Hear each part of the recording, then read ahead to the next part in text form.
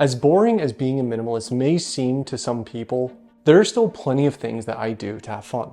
While I do practice minimalism and essentialism to hone in on the things that are most important to me, I still think it's important to have a thing that isn't your main thing.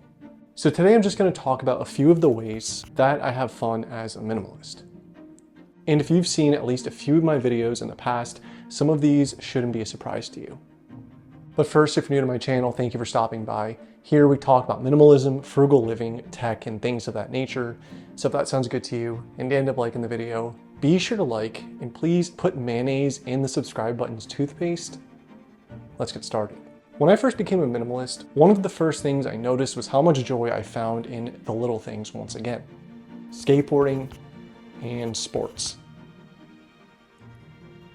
Outdoors in general is definitely something I take for granted in the digital age. But since adopting minimalism and trying to live a more simple life, in a way I rediscovered the importance of unplugging and just dedicating some time to being outside. In my most recent time, I casually played volleyball, basketball, and even pickleball.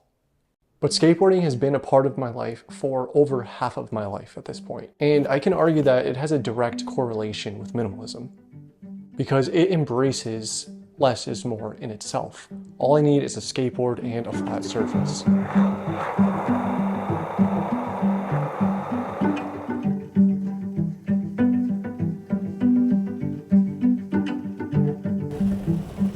And its analog nature means I don't need any electronics to do it in the first place. And most importantly, it's something I can fully immerse myself in, and it keeps me from thinking about the stress of everyday life.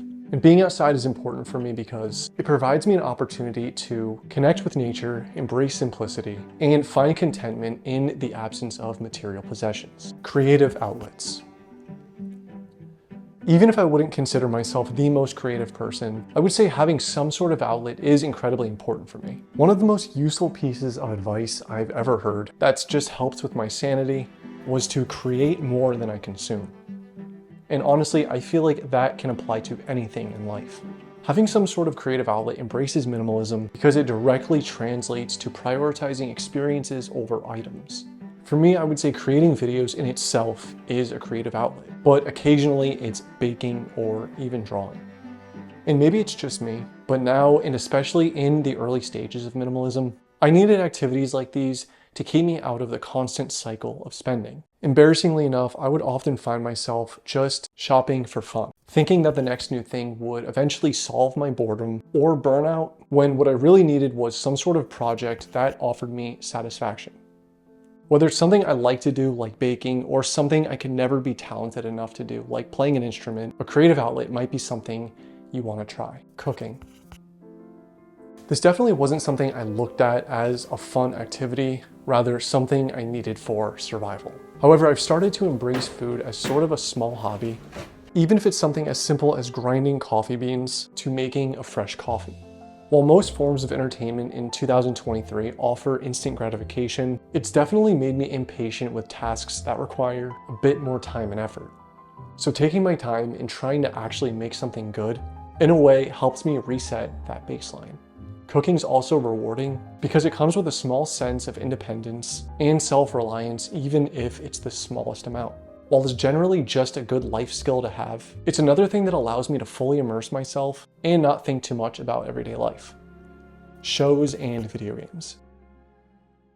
I definitely don't think there's any shame in being a useless rock on the couch every once in a while, or sitting in a chair all day from time to time. As a matter of fact, I know it's important for me to avoid burnout. Binging a show or watching a movie is something my mind definitely needs to deactivate for a few hours, but often I notice that this also inspires a lot of creativity. I try to take some terrible humor from Napoleon Dynamite or Wes Anderson movies and see how I can apply it in my own videos, and that came from just sitting on the couch all day. And when it comes to video games, in moderation, I would consider it a healthy escape and something to engage in. I also use watching TV or playing a game as a sort of reward for my end of the day if I complete everything on my to-do list.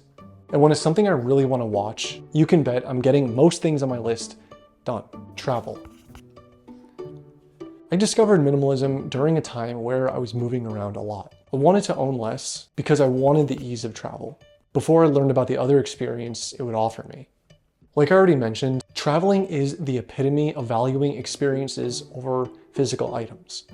Becoming a minimalist literally allowed me to travel lighter, but not to mention it also allowed me to allocate more money to traveling. I would never make progress saving towards a trip because I would be buying things that were just fun in that moment. Even though I haven't been to that many places yet, the few I have seen have definitely offered me experiences I will never forget and reassured my decision to become a minimalist in the first place.